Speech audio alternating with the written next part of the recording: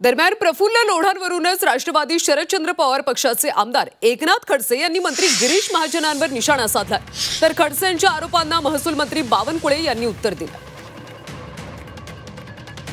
प्रफुल्ल लोढांची संपत्ती कशी वाढली असा सवाल एकनाथ खडसे यांनी विचारला। प्रफुल्ल लोढांवरून त्यांनी आता गिरीश महाजन यांच्यावर निशाणा साधला। तर खडसेंच्या आरोपांना महसूल मंत्री बावनकुळे यांनी उत्तर दिलं।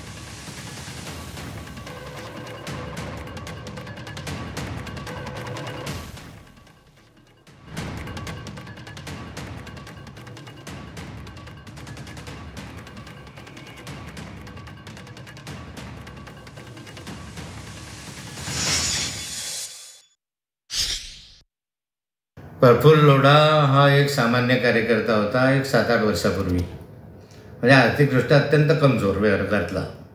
नंतर त्याचे राजकारण्यांचे संबंध आले, गिरीश महाजनांचे संबंध आले, त्या माध्यमातून तो बऱ्यापैकी आता 50-60 कोटी रुपयाचा मालक आहे असं म्हटलं जातं। नंतरच्या कालखंडामध्ये काय माहिती नाही, ते गिरीश महाजन आणि प्रफुल्ल लोढा यांचा दुरावा निर्माण झाला। दुरावा निर्माण झाल्यानंतर प्रफुल्ल लोढा गिरीश महाजनांना अत्यंत खालच्या शब्दामध्ये, अश्लील शब्दामध्ये शिवीगाळ करायला लागला।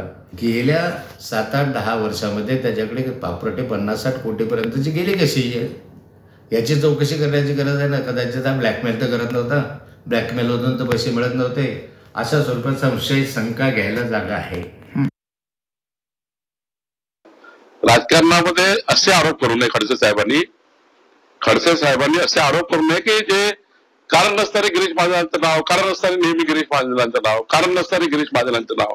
मला वाटतं यावरतून खडसे साहेब बाहेर निघाले पाहिजे। त्यांनी सरकारमध्ये चांगल्या 4 गोष्टी सांगितल्या पाहिजे। गिरीश महाजनांचं नाव वारंवार घेऊन खडसे साहेबांना मोठं होता येतं असं त्यांना वाटतं। मला वाटतं की हे दुर्दैवी आहे।